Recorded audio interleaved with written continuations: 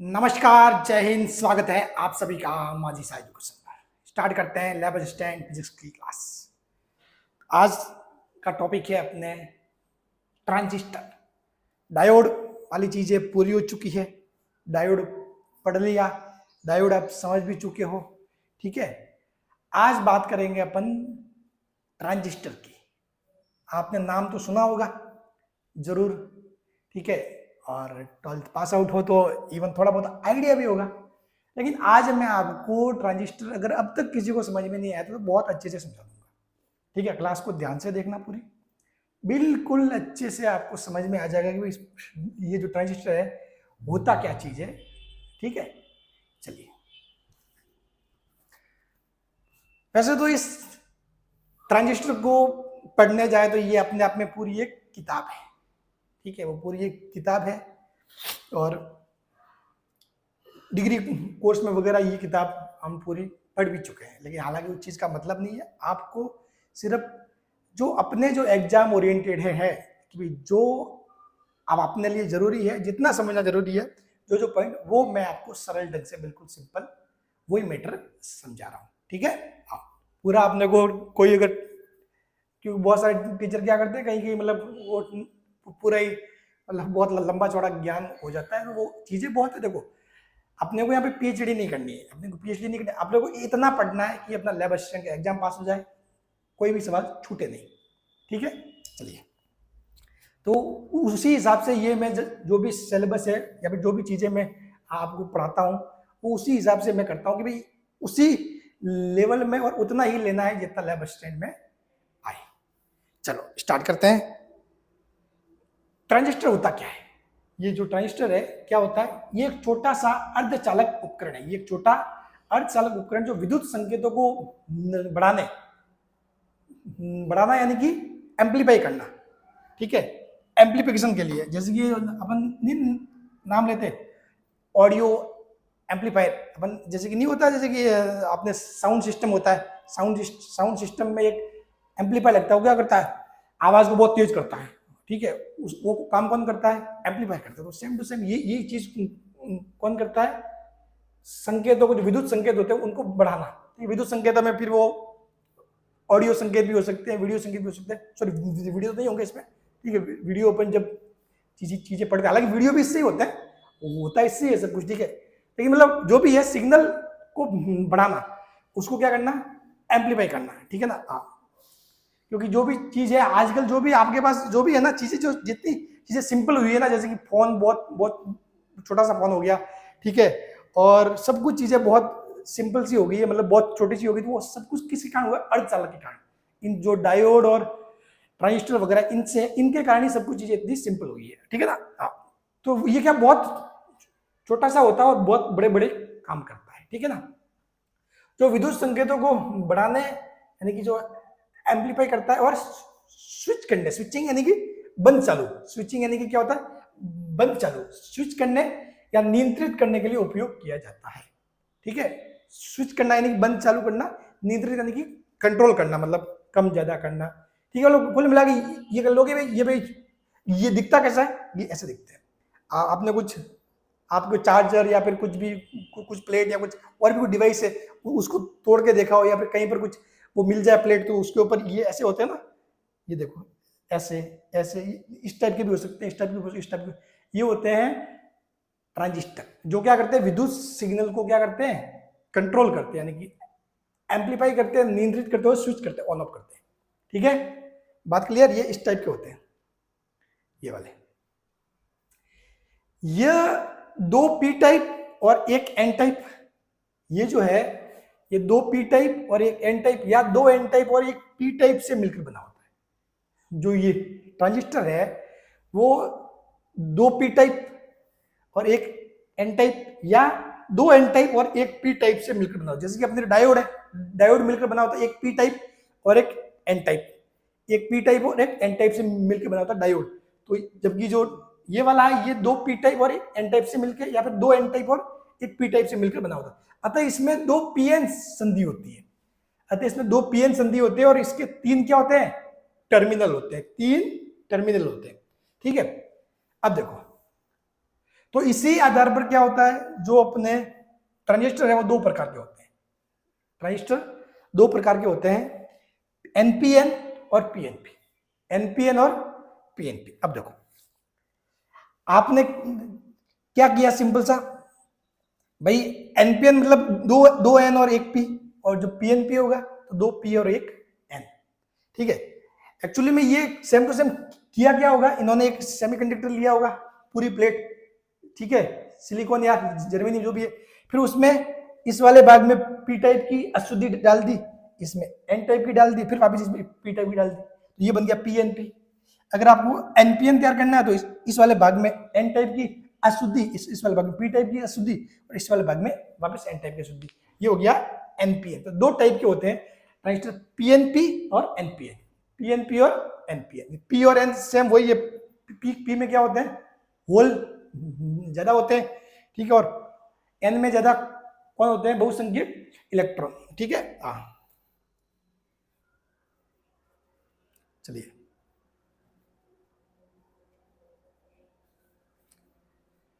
तो या तो इसमें क्या होता है, दो पीएन संधि होती है। तो अब देखो इसमें जो संधि है वो कितनी हुई, आपके यहाँ पर संधियां जो होगी दो होगी भाई। एक तो संधि ये हुई एन और पी के बीच में, ठीक है, एक तो ये हुई संधि, दूसरी संधि ये हुई, तो कुल मिलाकर क्या होती है, दो पीएन संधि होती है। इसमें भी देखोगे, इसमें भी देखोगे तो एक संधि ये होगी, एक संधि ये होगी, तो ये होते हैं इसके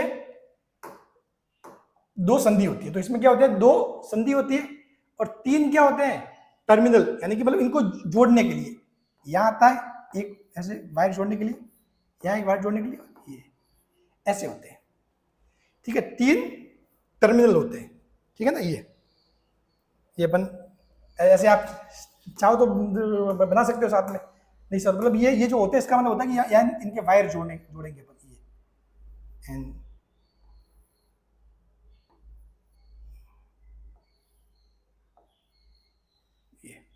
इस हिसाब से, ठीक है। ये चीजें अपन कर सकते हैं। ये देखो,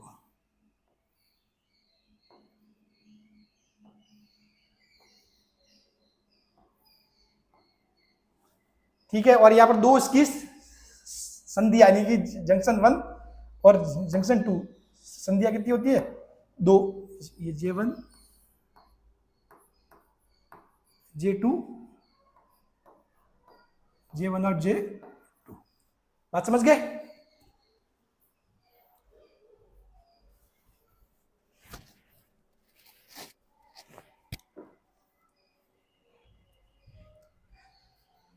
इस गर्मी में हालत बहुत खराब है, ठीक है, मतलब पढ़ाना मतलब बहुत, वीडियो बनाना बहुत मुश्किल हो गया है, बहुत ज़्यादा टेम्परेचर बहुत ज़्यादा आई है, ठीक है। तो दो क्या होते हैं, दो संधि होती है, J1 J2 संधि, यानी कि जंक्शन, जो पीएन जंक्शन है, तो जंक्शन 1 जंक्शन 2, यहाँ पर भी जंक्शन 1 जंक्शन 2, और तीन क्या होते हैं, टर्मिनल। बात क्लियर। तो ये होते हैं ट्रांजिस्टर, एक एनपीएन, दूसरा पीएनपी, एनपीएन और पीएनपी। चलिए, तो जो बनावट होती है इसको अपन वापस से ढंग से देख सकते हैं वैसे तो, ठीक है। चलो,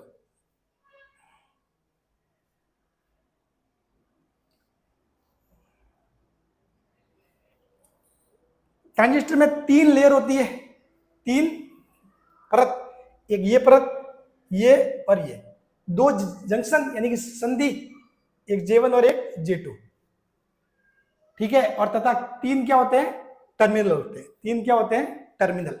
बात क्लियर, ठीक है। चलो, तो तीन कौन से हुए टर्मिनल, तो ये हुए 1 2 और 3, जंक्शन ये हो गए, और जो लेयर होती है 1 2 3, ठीक है, ये ऐसे होता है, ठीक है। अब देखो,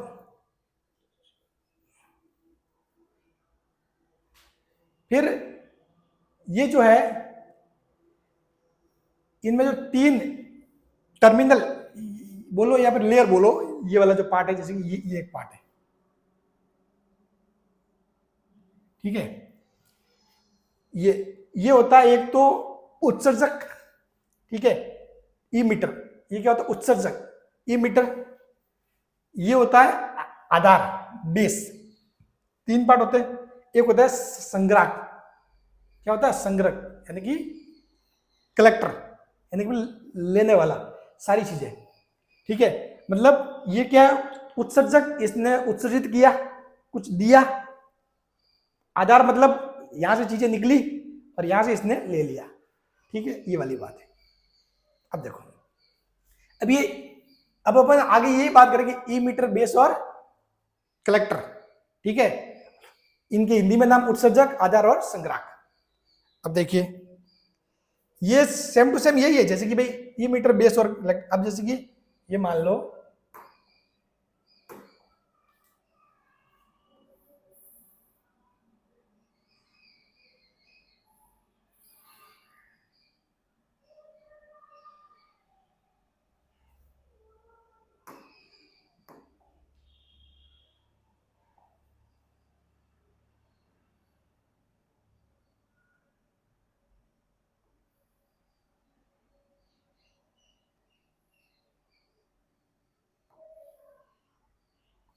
ये सेम टू सेम चीजें। देखो, ये मान लो यदि पीएनपी है, ये अगर पीएनपी है, ठीक है, पीएनपी,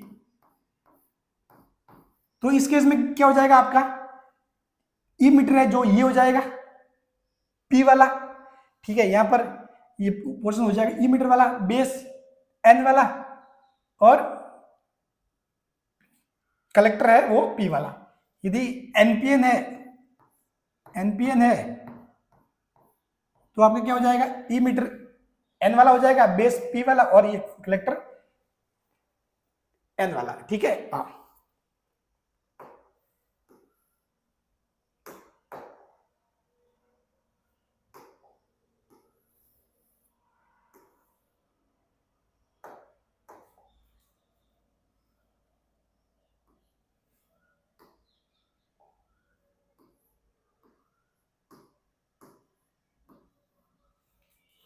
ठीक, अब देखो सबसे इंपॉर्टेंट बात, ई मीटर में डोपिंग की, ई मीटर, ई मीटर, ठीक है, ई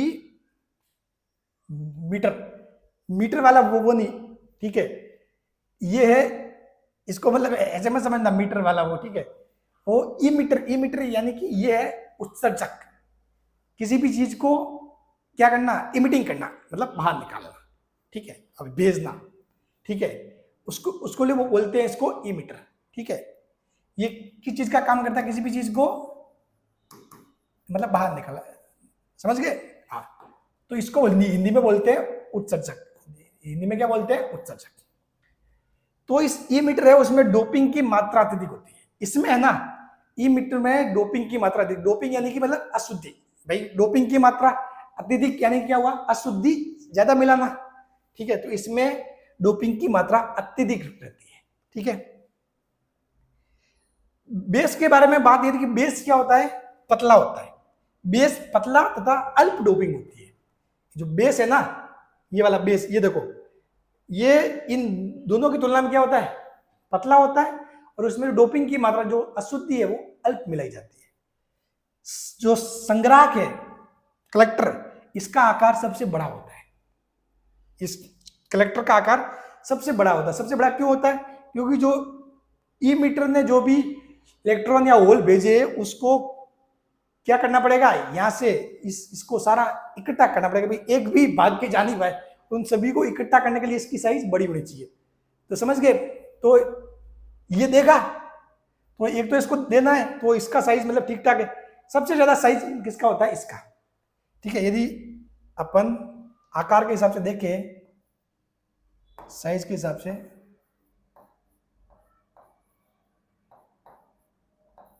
सबसे बड़ा होता है सी, उसके बाद ई,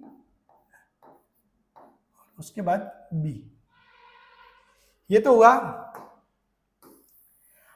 ये तो हुआ आपकी बात आकार के हिसाब से। ठीक है, और जो डोपिंग की बात करें कि भाई अशुद्धि जो मिलाई जाती है, डोपिंग की बात करें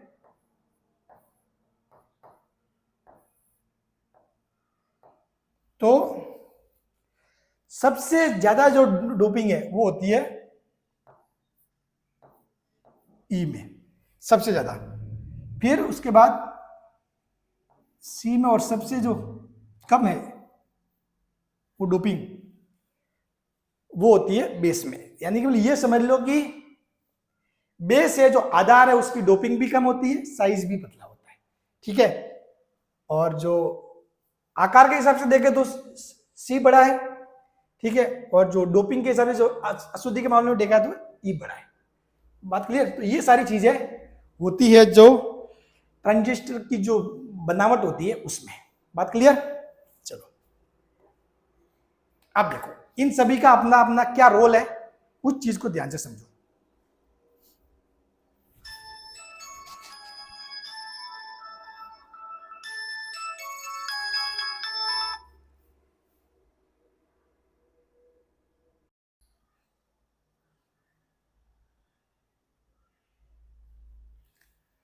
अब देखो ये कौन क्या काम करता है, ठीक है, किसका क्या रोल है वो थोड़ा और समझो।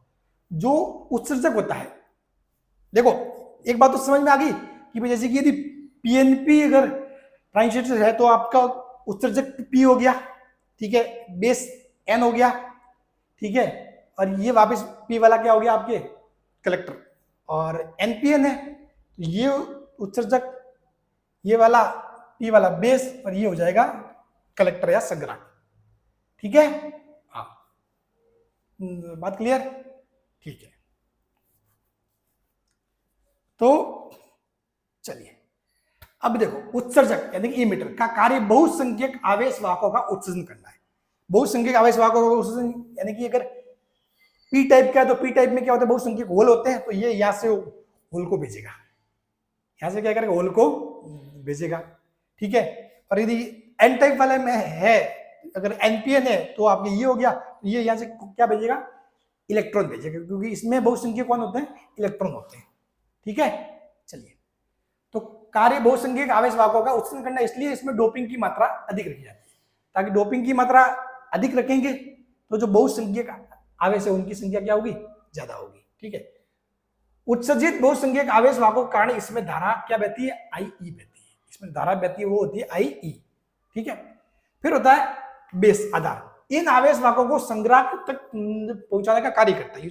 आधार है ना, तो इसने यहां से जो आवेश वाहक भेजे, अगर इसने होल भेजे हैं तो इस होल को यहां तक लेके जाने का काम करेगा, और यहां से अगर इसने इलेक्ट्रॉन भेजे हैं तो इनको वहां तक लेके जाने का काम किया जाएगा, ठीक है। चलिए, इसलिए इसमें डोपिंग की मात्रा रखी जाती है कम। डोपिंग की मात्रा क्या होती है, कम, और इससे निकलने वाली धारा को कहते हैं आईबी। इसका मान बहुत कम होता है, ये जो आईबी धारा है, इस आईबी धारा का मान भी बहुत कम होता है, ठीक है। फिर आता है कलेक्टर का कार्य उत्सर्जित आवेश वाहकों का संग्रहण करना है। जैसे कि जो आवेश वाहक यहां से निकल के वहां गए तो क्या करना, संग्रहित करना है। देखो एक नाम उत्सर्जक है, लास्ट वाला संग्राहक है, तो ये वो चीजों को संग्रहित करना, इसलिए इसका आकार बड़ा होता है। इससे निकलने वाली धारा को आई सी कहते हैं, इससे निकलने वाली धारा को आई सी कहते हैं। अभी इसमें ऐसा होता है सिस्टम कि ये जो धारा निकलती है ना, ये तो इसमें जैसे कि लगभग जैसे कि यहां से कोई धारा निकली आई, तो इसमें क्या जाएगी, एन में आई बी, तो आई बी बहुत अल्प, अब इस आई में से आई बी बाहर निकल जाती है, ठीक है। और ये जाके फिर बाद में उसमें रहती, क्योंकि ये इसलिए होता है कि यहां से मान लो इसने होल भेजे, यहां से इसने भेजे इलेक्ट्रॉन, तो सारे के सारे वहां तक नहीं पहुंच पाते, सारे के सारे वहां तक नहीं पहुंच पाते, वो बीच में कुछ गायब हो जाते हैं, ठीक है। बीच में मतलब किसी में मान लो इसने भेजे होल, तो वो होल यहाँ के इलेक्ट्रॉन के साथ मिलके गायब हो गए, ठीक है। या फिर इसने यहाँ से भेजे इलेक्ट्रॉन, तो यहाँ के होल के साथ मिलके वो गायब हो गए, मतलब होल और इलेक्ट्रॉन मिलके तो क्या हो गया, जीरो हो गया मामला, ठीक है। तो यहाँ बीच में कुछ गायब हो जाते हैं, ठीक है ना। ये मतलब ऐसे होता है चीजें, ठीक है। जब धारा बहती है, ठीक है, धारा बहती है तो पूरी पूरी धारा वहां तक पहुंच नहीं पाती, पूरी पूरी धारा वहां तक पहुंच नहीं पाती है, ठीक है ना। मैं चीजें आगे अपन देखेंगे भी, ठीक है। मतलब ये समझ लो कि यहां से अगर 100% कोई धारा निकली है, ठीक है, 100 में से यहाँ 2 एम्पियर 3 एम्पियर यहाँ गायब हो जाएगी, 2 3 या 5 एम्पियर तक यहाँ गायब हो जाएगी। फिर पीछे की जो 95 एम्पियर है वो जाएगी यहाँ पर, ठीक है, तो ये चीजें अपन आगे डिस्कस करेंगे। वैसे सबसे इंपॉर्टेंट चीज अब एक बात है वो है सिंबल। सिंबल का सवाल मुझे लगता है आपको इस बार आपके इस सिंबल का सवाल पूछा जाएगा कि भाई जो ट्रांजिस्टर का सिंबल होता है वो कैसा होता है, उसका एक सवाल आपको इस बार पूछा जा सकता है। ठीक है, तो देखो ट्रांजिस्टर दो प्रकार के होते हैं, एनपीएन और पीएनपी। एनपीएन और पीएनपी। एनपीएन जो होता है देखो एनपीएन ईबीसी और पीएनपी ईबीसी। ठीक है, अब देखो इनके संकेत होते हैं ना, संकेत होते हैं ऐसे, ऐसे होते हैं संकेत, ऐसे। ये है संकेत, संकेत किसका? एनपीएन का, ये है पीएनपी का। इनको रटना बिल्कुल भी नहीं है। ठीक है, हाँ आप फिजिक्स राजू सर से पढ़ रहे हो तो इसका मतलब है आपको समझना है चीजें, इनको बिल्कुल भी नहीं रटना। देखो इसकी सिंपल सी बात है, सिंपल सा फंडा है, इसमें तो वो कोई दो राय नहीं है कि ये तो बीच वाला तो बी आएगा, बीच वाला वो क्या है? बी होगा, वो होगा आधार। ठीक है, भले आप एनपीएन की बात करो या फिर पीएनपी की बात करो, बीच वाला होगा आधार। ठीक है, अब आपको एक दिखाई देगा तीर, ये तीर जिसमें दिखाई दे वो हमेशा ई होगा। तीर का निशान, तीर का निशान किसमें होगा? सदैव ई में होगा, ई वाली में। तीर का निशान सदैव किसमें होगा? ई में। तो जहां पर भी तीर का है निशान वो क्या है? ई है, वो क्या है? ई है। ठीक है, अब देखो तो यहां से आप देखोगे तो एक्चुअली में मैं बात बताऊं कि ये एनपीएन है।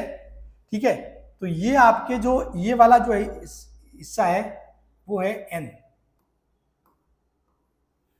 ठीक है, ये वाला सिरा पी और ये वाला है एन, एन पी एन। ठीक है, इसी प्रकार इसमें देखोगे तो जहां तीर होगा ना, तीर क्या है? धारा की दिशा को बता रहा है। तीर क्या कर रहा है? धारा की दिशा को बता रहा है। धारा निकलेगी कहां से? ई मीटर से। निकलेगी कहां से? ई मीटर से। ठीक है, तो ये हो गया बेस। ठीक है, तो ये आपके होता है पीएनपी, ये आपके बन जाएगा पीएनपी। अब देखो इनमें एक चीज का ध्यान रखना। अब देखो, अब इसको जो शॉर्टकट है, तरीका है, वो मैं बताता हूं कि सर जी इसको कैसे याद रखना है, कैसे याद रखना है। ठीक है, चलिए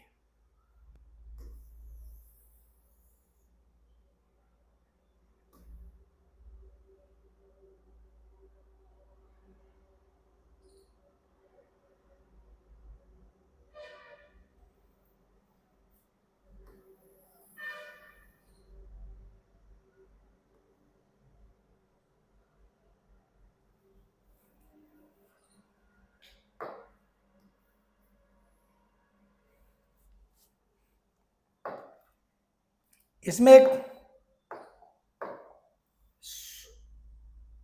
पीईएन, पीईएन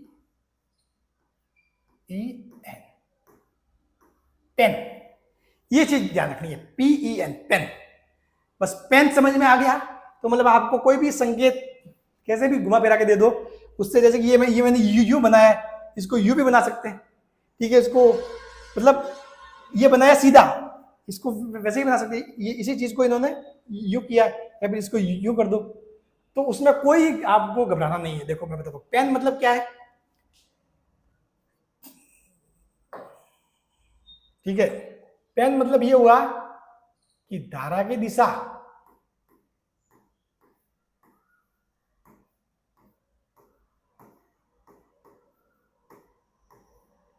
धारा की दिशा सदैव पी से एन की तरफ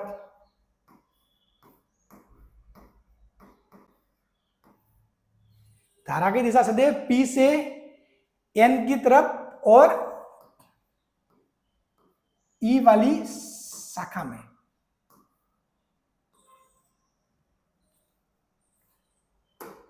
धारा की दिशा सदैव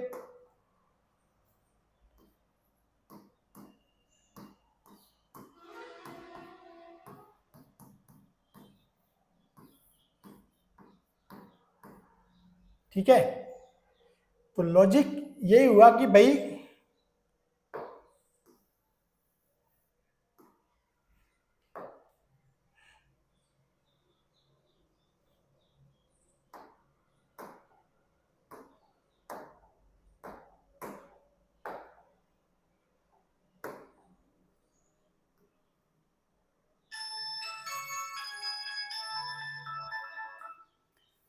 लॉजिक ये हुआ कि P से N की तरफ, ठीक है, और ये किससे E से होते हुए, E से होते हुए, E से होते हुए P से N की तरफ।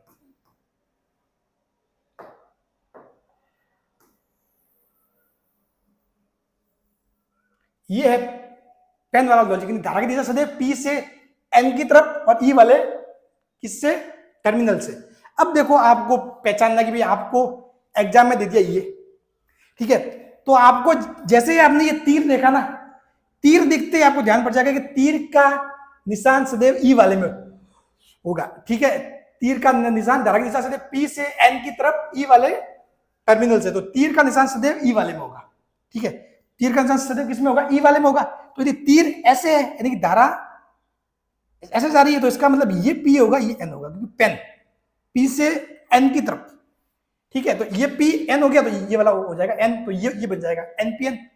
अब देखो ये देखो इसको यदि देखोगे तो ये क्या है, तीर इस साइड है, ठीक है, और ये तो तीर किस में होगा, हमेशा ई में होगा, तीर किस में होगा, ई में, और तीर इस साइड है मतलब तीर PN, P से N की तरफ, ये P हो गया तो ये भी N, यानी कि ये भी क्या है, NPN है। उसी प्रकार ये इसको देखो, जहां पर भी तीर है वो किस में होगा, ई में होगा, तीर किस साइड है, ऐसे, तो ये देखो ये हो जाएगा P से N की तरफ, ये P ये N हो जाएगा, ठीक है। ये देखो तीर है इस साइड तो ये P से N की तरफ, और ये P तो ये हो जाएगा ये P, ठीक है। चलिए तो ये होता है सिंबल इस हिसाब से। तो सिंबल कैसे भी दे आपको ध्यान रखना है, बस इस ट्रिक का ध्यान रखना है, बस जिससे आपको श्योर हो जाएगा, ठीक है। चलिए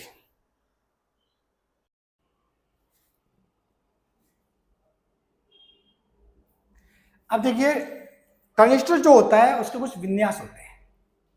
क्या होते हैं, ट्रांजिस्टर के कुछ विन्यास होते हैं, मतलब विन्यास मतलब ऐसे कि उसको विद्युत परिपथ है उसमें किस हिसाब से लगाया जाए, विद्युत परिपथ में उसको किस हिसाब से लगाया जाए, उसके लगाने के तीन तरीके हो सकते हैं, तीन विन्यास होते हैं, ठीक है। एक तो होता है उपनिष्ठ आधार विन्यास, यानी कि कॉमन बेस, जिसको शॉर्ट में बोलते हैं CB, जिसको शॉर्ट में बोलेंगे CB,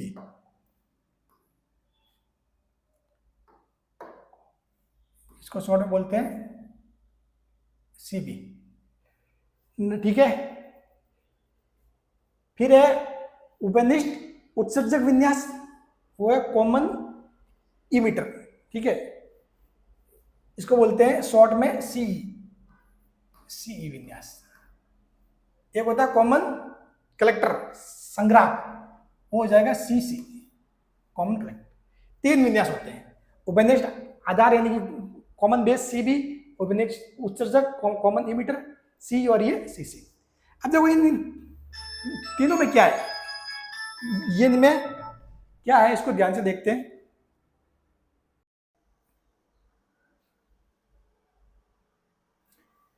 तो क्या होता है, ये होते हैं डिफरेंट विन्यास। अब डिफरेंट विन्यास में क्या, वही कि भाई ओपन क्या करते हैं, एक चीज होती है कॉमन, जैसे कि अपन लेते हैं, ठीक है, ये ले लिया ऐसे, तो इसमें देखो ये लगी हुई बैटरी, ये बैटरी लगी हुई E और B के बीच में और C और B के बीच में, तो ये इसमें क्या है, कॉमन क्या है, इसमें जो कॉमन है वो B है, इसमें जो कॉमन है वो क्या है, B है। इसी प्रकार यहां देखो, यहां पर वो क्या है कॉमन, यहाँ पर कॉमन E है, ये जो दोनों बैटरियां हैं, दोनों बैटरी जैसे यहाँ देखो ये दोनों बैटरियों के जो भाग है कॉमन, वो किससे मिल रहे हैं, B से मिल रहे हैं। इसी प्रकार यहाँ पे इन दोनों बैटरी कॉमन भाग E से मिल रहे हैं, और यहाँ पर इन जो है बैटरी दोनों इनके जो कॉमन भाग वो मतलब किससे मिल रहे हैं, C से मिल रहे हैं, ठीक है। तो ये सारी चीजें होती है। मतलब आपको ज्यादा मतलब इतना ध्यान होना चाहिए, इतना ध्यान होना चाहिए कि मतलब ये 3 टाइप के होते हैं, ठीक है। उपनिष्ठ आधार, उपनिष्ठ उत्सर्जक और उपनिष्ठ संग्राहक विन्यास, ठीक है। चलिए, तो एक मिनट, यहां इसको थोड़ा सा चेंज कर लेते हैं।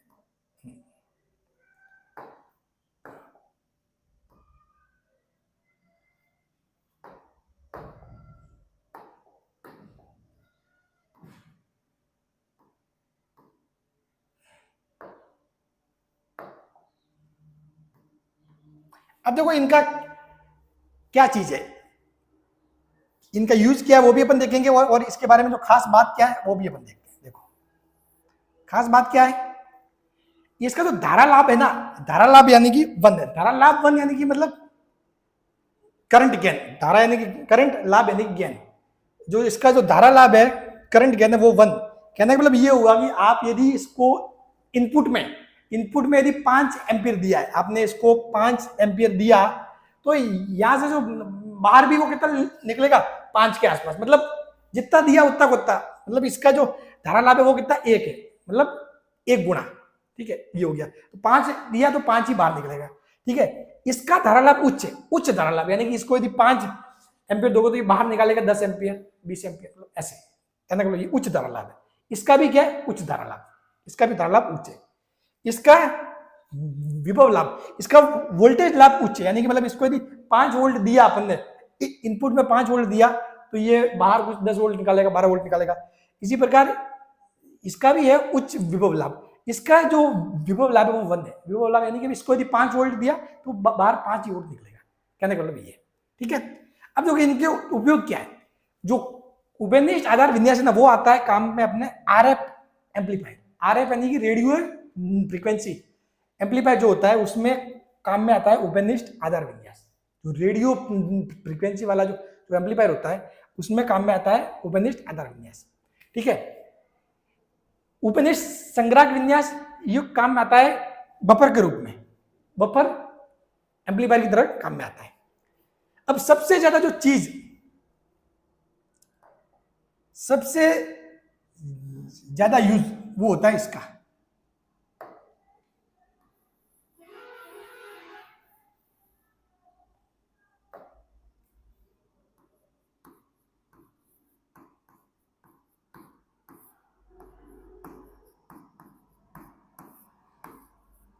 सबसे ज्यादा जो अपन उपयोग वो करते हैं, वो इसका कौन सा विन्यास करते हैं, कॉमन इमीटर, उभयनिष्ठ उत्सर्जक विन्यास।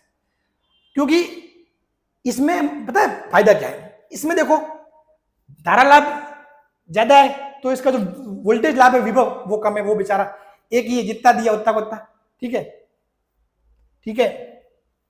और इसमें वोल्टेज लाभ ज्यादा है तो इसमें धारा लाभ कम है। इसका क्या है, धारा लाभ भी अच्छा है और वोल्टेज लाभ भी अच्छा है, तो इसीलिए अपन इसको काम में लेते हैं, इस विन्यास को, ठीक है। इसका उपयोग क्या है, एम्पलीफिकेशन में, किसमें, एम्पलीफिकेशन, एम्पलीफिकेशन यानी कि आवर्धक, एम्पलीफिकेशन यानी कि क्या होता है, आवर्धक, आवर्धक, ठीक है, मतलब चीजों को बढ़ाने वाला, ठीक है। फिर स्विचिंग के लिए काम है, स्विचिंग यानी कि ऑन ऑफ, स्विचिंग यानी कि ऑन ऑफ, स्विचिंग यानी कि ऑन ऑफ करने के लिए काम में आता है, ऑन ऑफ।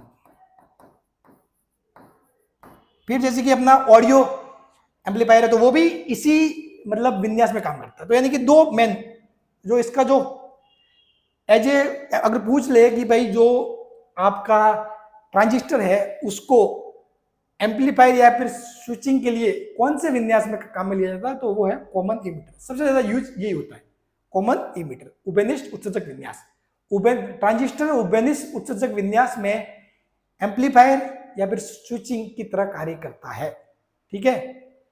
ट्रांजिस्टर उभयनिष्ठ उत्सर्जक विन्यास में एम्पलीफायर की तरह कार्य करता है, ठीक है, बात क्लियर। हाँ, और उभयनिष्ठ संग्राहक में किसमें, बफर के रूप में, और इसमें आरएफ एम्पलीफायर, बात क्लियर। चलिए अब आगे एक चीज और, आपको पता है ये जो अपने ट्रांजिस्टर होता है उसमें संधियां 2 होती है, ठीक है, उसमें 2 संधियां होती है।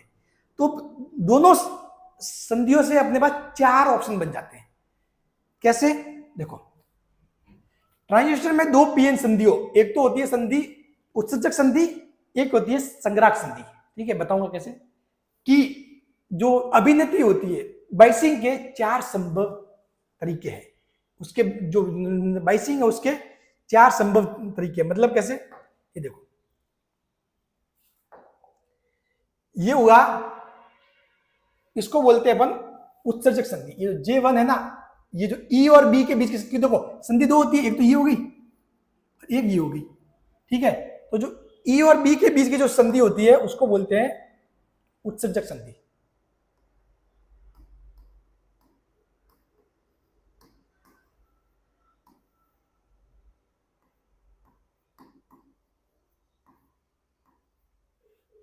E और B के बीच की जो संधि होती है उसको बोलते हैं उत्सर्जक संधि, ठीक है।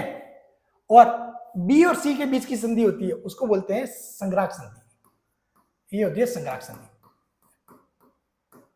संग्राहक संधि। तो यानी कि 2 संधि होती है, 2, ठीक है। अब इस 2 संधियों के आधार पर अपने 4 केस बन सकते हैं। इन 2 संधियों के आधार पर 4 केस बन सकते हैं। देखो वो केस कैसे? वो केस बनेंगे इस बैटरी से, वो केस बनेंगे इस बैटरी से। देखो, मैंने लगाई बैटरी, जैसे कि मान लो फॉर एग्जांपल ये है अपने पीएनपी, ओपन ने मान लिया कि फॉर एग्जांपल ये पीएनपी है, ठीक है। ये क्या है? पीएनपी है, ठीक है। तो ये पीएनपी है, तो मान लो ये बैटरी अगर मैंने ऐसे लगाई, ये पॉजिटिव नेगेटिव, ये पॉजिटिव नेगेटिव, तो देखो पी वाला सिरा, पी ये जुड़ा हुआ किससे? पॉजिटिव से, और एन वाला सिरा ये नेगेटिव से। तो यानी कि ये वाली जो संधि हुई वो किसमें होगी? फॉरवर्ड बाइस में। वो किसमें होगी? फॉरवर्ड बाइस में। देखो भाई, ये आप देखोगे तो इसको 4 तरीके की जा सकते हैं, ठीक है। पीएनपी, ठीक है, तो ये हो जाएगा फॉरवर्ड बाइस में। देखो ये वाली जो ईबी संधि है, ये देखो ईबी संधि, तो यदि पीएनपी है तो ये पीएनपी, ये जो एन है, एन जुड़ा हुआ है इस नेगेटिव से, पी जुड़ा हुआ है पॉजिटिव से। पी है उच्च विभव और एन ये वाला सिरा निम्न विभव पे। तो यानी कि ये वाली संधि किसमें होगी? फॉरवर्ड बाइस में। यहां पे देखो, यहां पर भी ये पी वाला इससे और ये एन वाला इससे, तो ये भी संधि किसमें होगी? फॉरवर्ड बाइस में। तो दोनों संधि है J1 जो दोनों किसमें आ गई? फॉरवर्ड बाइस में आ गई, ठीक है। मान लो यदि मैंने इसको कर दिया उल्टा, मान लो यदि मैंने इसको कर दिया उल्टा,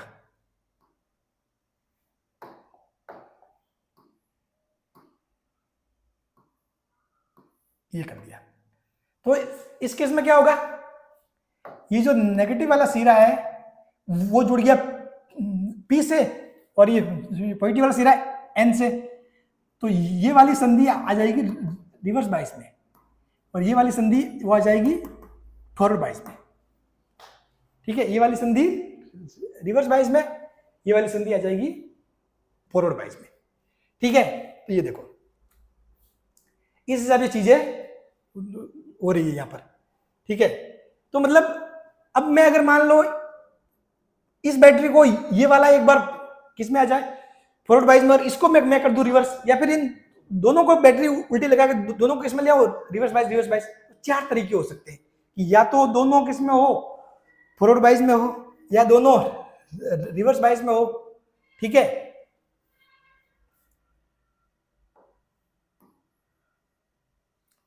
ठीक है, या तो दोनों फॉरवर्ड बाइस में हो या फिर दोनों रिवर्स बाइस में हो, ठीक है। और फिर या फिर ये जो दोनों है, मतलब एक रिवर्स बाइस एक फॉरवर्ड बाइस, फिर से जैसे कि पहले J1 फॉरवर्ड J2 रिवर्स, फिर J1 रिवर्स J2 फॉरवर्ड। 4 तरीके हो सकते हैं, 4 संभव तरीके भाई। J1 और J2 है संधि, उसके 4 तरीके हो सकते हैं, दोनों फॉरवर्ड दोनों रिवर्स, एक फॉरवर्ड एक रिवर्स, उसमें भी 2 तरीके, एक बार J1 एक बार J2, ठीक है। तो इस हिसाब से आपके 4 तरीके हो सकते हैं, उसको बोलते विद्या, उसको बोलते विद्या, कार्यकारी विद्या। तो उसके हिसाब से देखो, एक होती है उत्सर्जक संधि J1, संग्राहक संधि J2, उत्सर्जक संधि J1 और संग्राहक संधि J2। तो जो एक होता है सक्रिय एक्टिव रीजन, एक्टिव मोड, तो एक्टिव मोड में J1 क्या होता है, अग्र, J1 होता है फॉरवर्ड बाइस में, ठीक है। और संग्राहक J2 किसमें होता है, पच यानी कि रिवर्स बाइस में। तो ये जो आपके सामने दिया हुआ है ये किसका है, ये जो उदाहरण जो भी बना हुआ है आपके सामने, ये है आपके एक्टिव वाला।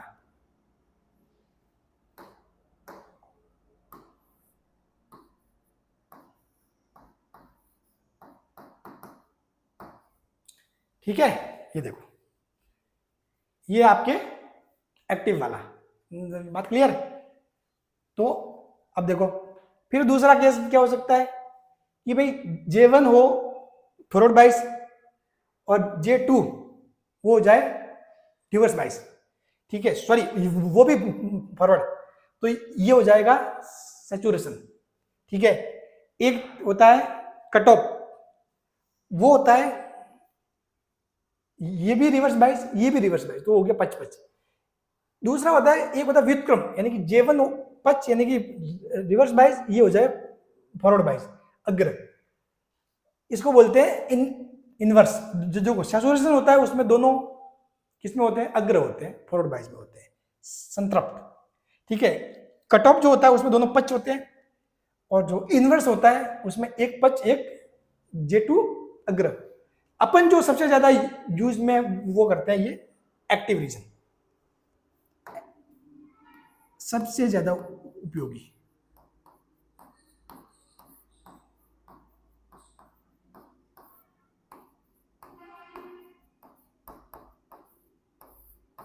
सबसे ज्यादा उपयोगी, समझ गए, ठीक है। अब देखो इसको थोड़ा सा मैं अच्छे से आपको समझा देता हूं। इसके मतलब चार अपन इसको चार पार्ट में बांट के वो करते हैं, ताकि आपको और अच्छे से चीज समझ में आ जाएगी।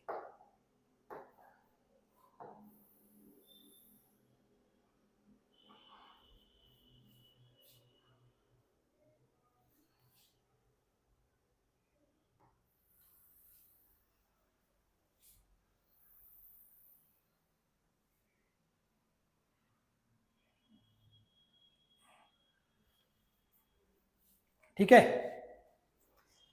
अब देखो,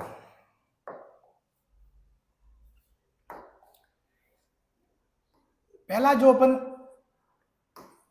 बताएंगे एक्टिव रीजन, संतृप्त।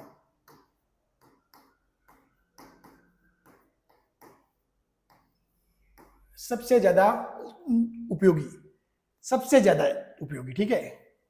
एक्टिव, सॉरी संतृप्त नहीं, सक्रिय होता है। एक्टिव मतलब सक्रिय, शुद्ध हिंदी भी बहुत गजब चीज होती है, ठीक है। सक्रिय, एक्टिव मोड,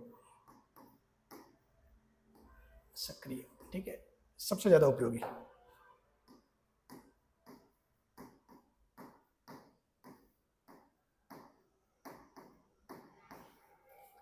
सबसे ज्यादा उपयोगी,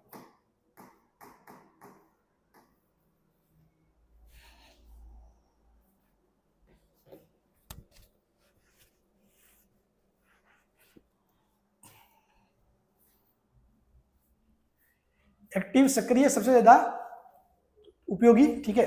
फिर अपन लेते हैं सैचुरेशन। देखो क्या होता है सैचुरेशन, यानी कि संतृप्त। सैचुरेशन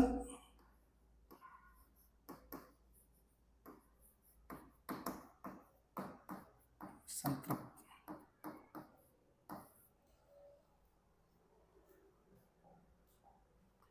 ठीक है। फिर होता है संस्तब्ध, अरे यार कितना टप टप नाम है, संस्तब्ध, ठीक है।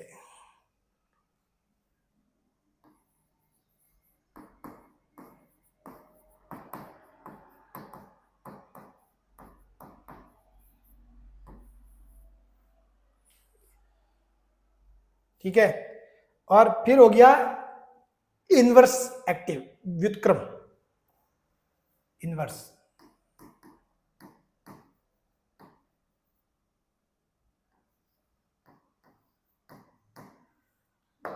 इनवर्स इसको बोलते हैं इनवर्स एक्टिव या फिर व्युत्क्रम, ठीक है।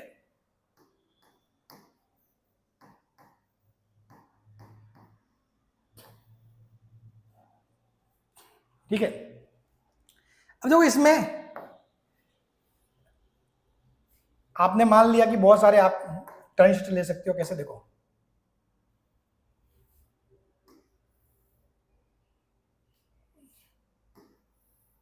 क्योंकि मैं पीएनपी और एनपीएन दोनों को लेके मैं बता रहा हूं।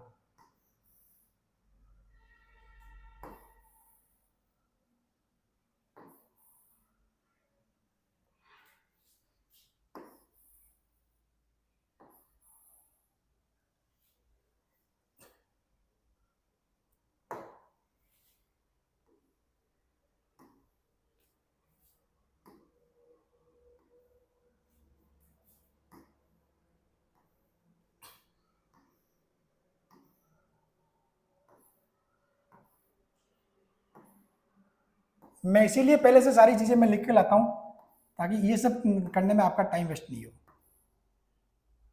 फिर बहुत सारे बच्चे मेरे को पता नहीं पहले एक बार एक दो बच्चों का आया था कमेंट, बोल रहे हैं सर बोर्ड पे लिख के तो हर कोई पढ़ा सकता है यार। हालांकि उन्होंने उनकी गलती नहीं, उन्होंने मेरी जो क्लास है वो देखी हुई नहीं थी, उनको लगा कि कोई होगा सर ऐसे ही जो बोर्ड पे लिख के लाता है और मतलब समझाता है। अब उसको पता नहीं बच्चे को कि यार सर रियल में वास्तव में इतनी अच्छी फिजिक्स समझाते हैं। वो तो मैं लिख के तो इसलिए लाता हूँ ताकि सब कुछ अपने काम, जैसे यही चीज़ है मैं लिख के लाया पहले से, तो उसको क्या है फिर जल्दी, फिर क्या बहुत सारे पॉइंट भूल भी नहीं जाते, जो भी बताना होता है वो सामने रहता, नहीं तो सर भूल जाते हैं यार, अरे यार ये पॉइंट बच्चों को बताना था।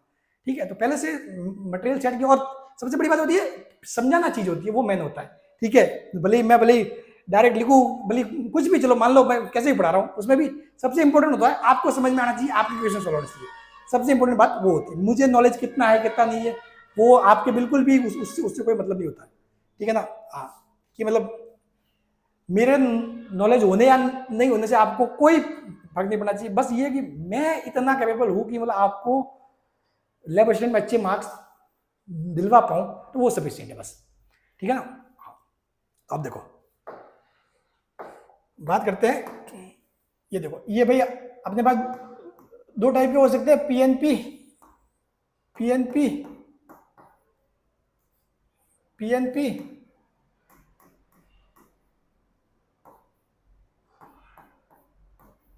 PNP PNP PNP. ठीक है, थोड़ा इस चीज को थोड़ा अदरवाइज वो मत लेना कि सर आपने ये बीच वाला बेस कैसे बना दिया बड़ा। ये भी नॉर्मली ऐसे रफ टाइप में समझाने के लिए बता रहा हूँ, बाकी ये बेस छोटा होता है इनकी तुलना में। ठीक है, इसका अगर वो अपन ने देखी चीज पहले। ठीक है, चलो जो अपना मेन जो टारगेट है कि क्या चीज अपन सीख रहे हैं इसके माध्यम से, वो सबसे इंपॉर्टेंट है। पीएनपी, फिर आता है बात एनपीएन। एनपीएन, अरे वहां पीएनपी वो नहीं लिखना था ना।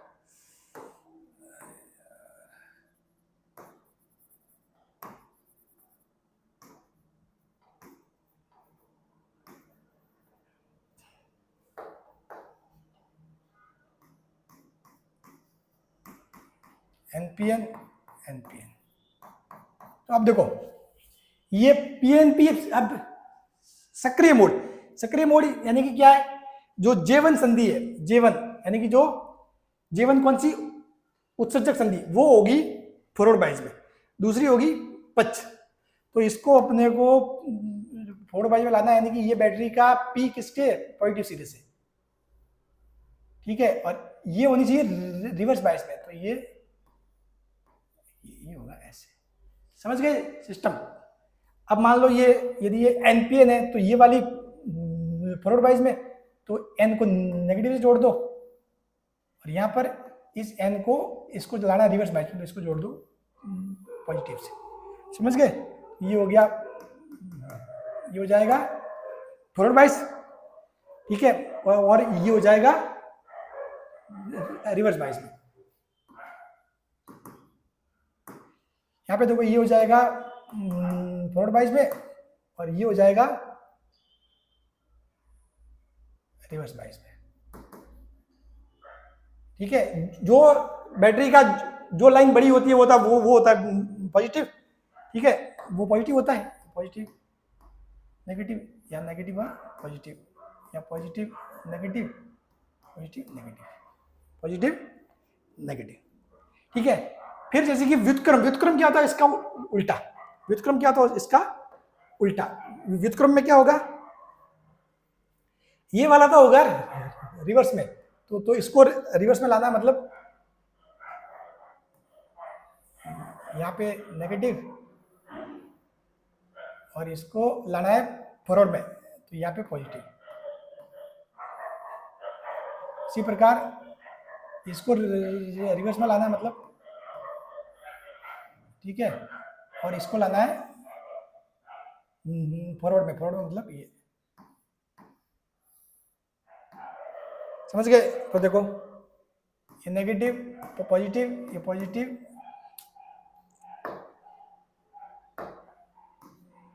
Positive negative, positive negative, negative positive. ठीक है, तो ये देखो n नेगेटिव से तो ये हो जाएगा फॉरवर्ड बाइस में, और n पॉजिटिव से ये हो जाएगा रिवर्स बाइस, p पॉजिटिव से फॉरवर्ड बाइस, n p नेगेटिव से ये हो जाएगा रिवर्स बाइस। ये देखो ये फॉरवर्ड बाइस, रिवर्स बाइस, या इसको उल्टा। इसी प्रकार संतृप्त, संतृप्त में क्या होगा, दोनों ही किस में होंगे, फॉरवर्ड बाइस में होंगे। संतृप्त में क्या होंगे, दोनों ही इसमें होंगे फॉरवर्ड बाइस में, इसको भी रखना है फॉरवर्ड बाइस में, प्लस माइनस, ये भी फॉरवर्ड बाइस, ये भी फॉरवर्ड बाइस। ठीक है, और ये देखो n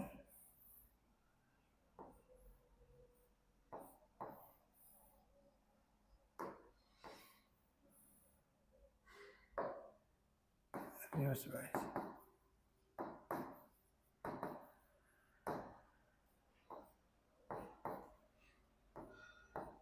प्लस रिवर्स बाइस, और सॉरी दोनों फॉरवर्ड बाइस में। अरे यार क्या क्या लिखा जाता है,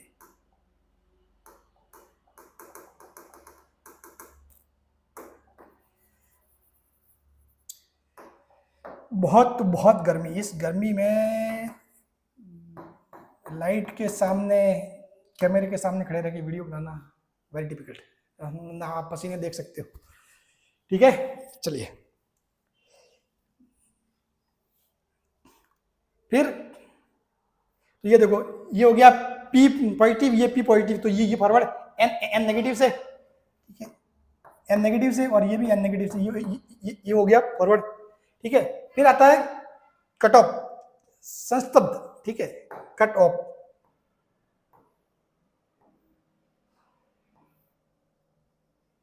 इसमें मतलब आपको क्या करना है, दोनों ही होंगे रिवर्स बाइस में, दोनों ही रिवर्स बाइस में। अब देखो नेगेटिव पॉजिटिव, नेगेटिव पॉजिटिव, तो p नेगेटिव से तो रिवर्स बाइस, ये भी p नेगेटिव से तो रिवर्स बाइस। ठीक है, चलो, और ये इसको भी लाना रिवर्स में, तो बैटरी लगानी पड़ेगी ऐसे, इसको p सीरीज से।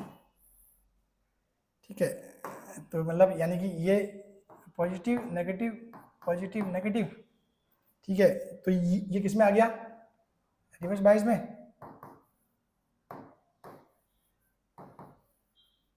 ये भी रिवर्स बाइस में।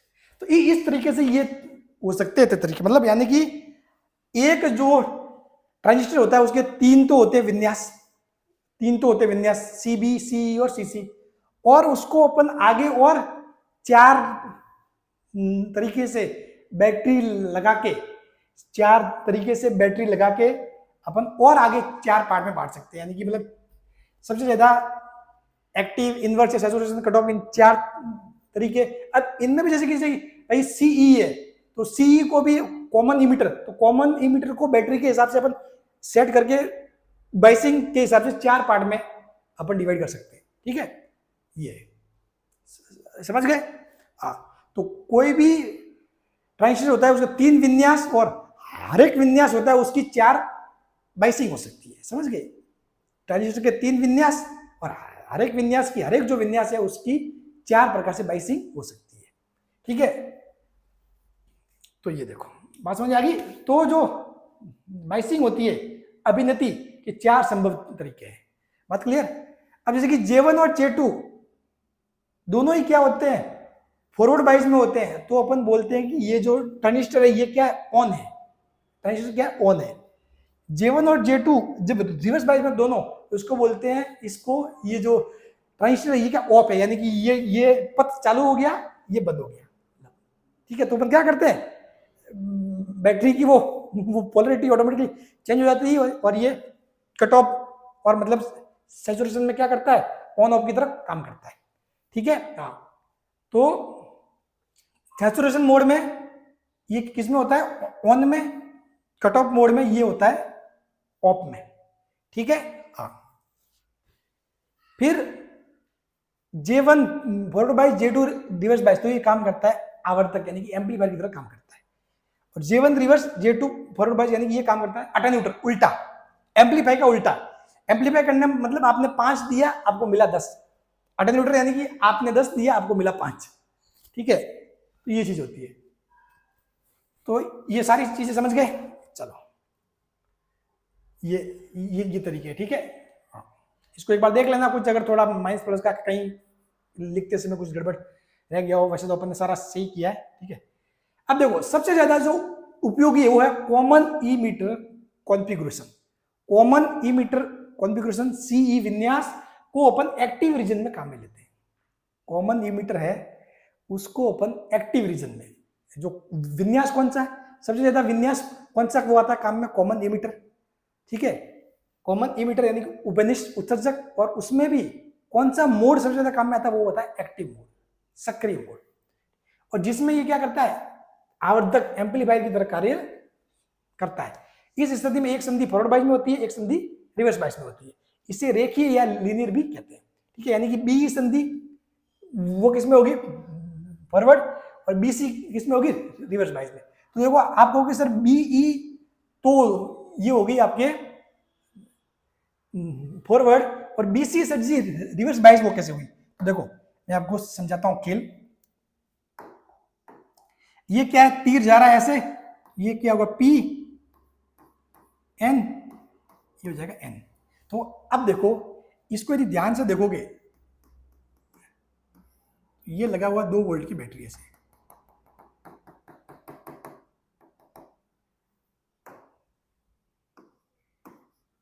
दो वोल्ट की बैटरी। तो इसमें जो P है, P वाला सिरा किस पे है, उच्च विभव पे।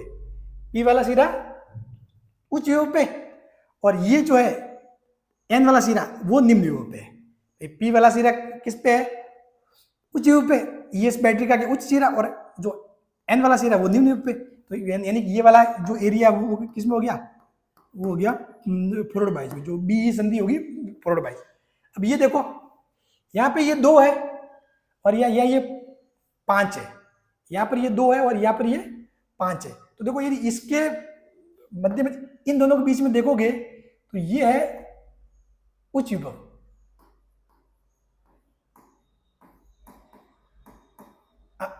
यदि आप 5 और 2 की यदि आप तुलना करते हो तो ये 5 वाला किस पे है, उच्च विभव पे है। 5 वाला किस पे है, उच्च विभव पे। ठीक है, और ये जो ये 2 वाला किस पे, निम्न विभव पे। तो जो P वाला सिरा निम्न पे हुआ और N वाला सिरा उच्च पे, यानी कि ये किसमें हो गया, रिवर्स बाइस में। ये किसमें हो गया, रिवर्स बाइस में। बात क्लियर। तो इसीलिए इस कॉमन इमीटर उपनिष्ठ उत्सर्जक विन्यास एक्टिव रीजन में सबसे ज्यादा उपयोगी है। चलो बढ़ते आगे, ट्रांजिस्टर में धारा। ट्रांजिस्टर में धारा, ठीक है। अब देखो ये धारा का मैटर जो है वो क्या होता है, वो एक्चुअली में ऐसे होता है चीजें। ठीक है,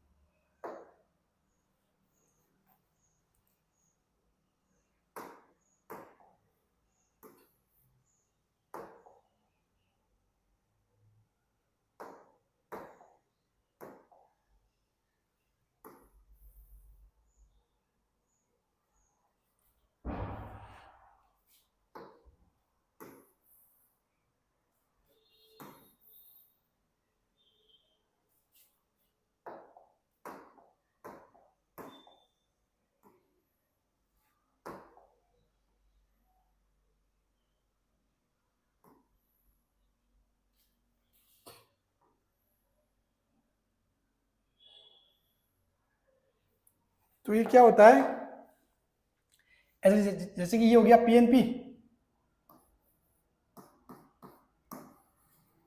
पीएनपी, ये एनपीएन। तो इसमें क्या होगा, ये जो पी यहाँ के होल है वो इस साइड जाएंगे, तो होल इस साइड जाएंगे, धारा नहीं इस साइड बहेगी, आई ई।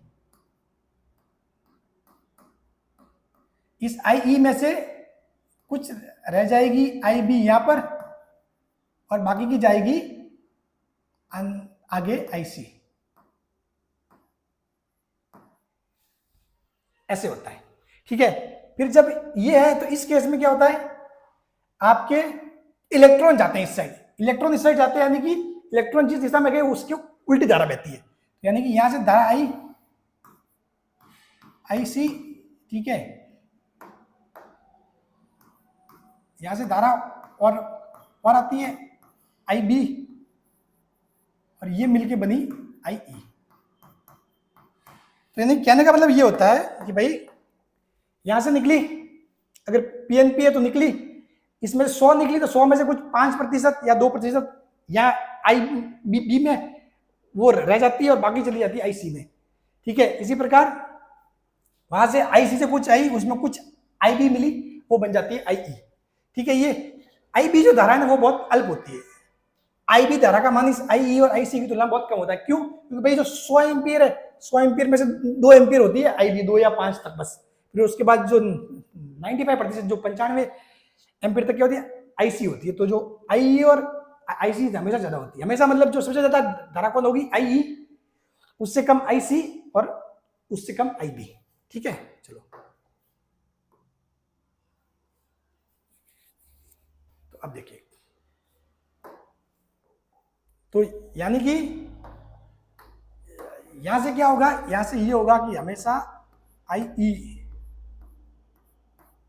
बराबर होता है I B plus I C. Same to same यहां पर कि भाई आई सी प्लस आई बी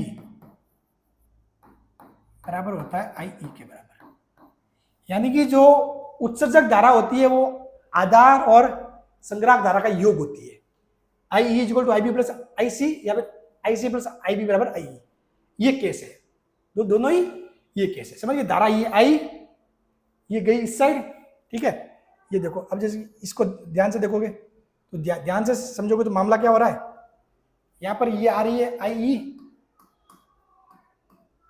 ठीक है, यहां पर ये आ रही है आई ई, फिर उसके बाद ये गई इस साइड आई बी और इस साइड गई आई सी। समझ गए?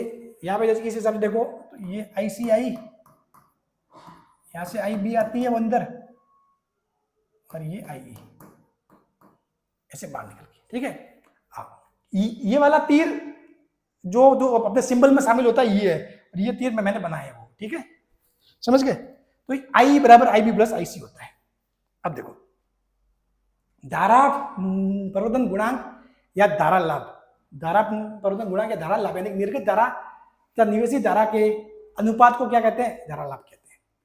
निर्गत धारा तथा निवेशित धारा के जो अनुपात होता है उसको बोलते हैं धारा लाभ, ठीक है। अब आज की क्लास में इतना ही। अब अपन इस जल्दबाजी में धारा लाभ को निपटाना वो नहीं चाहता मैं, ठीक है। तो इस धारा लाभ को अपन नेक्स्ट क्लास में पढ़ लेंगे, ठीक है। चलिए, ताकि नेक्स्ट क्लास में ये पढ़कर, धारा लाभ पढ़कर, और अपन जो गेट है, गेट के बारे में भी नेक्स्ट क्लास में जान लेंगे। चलिए, थैंक यू सो मच, मिलते हैं नेक्स्ट क्लास में।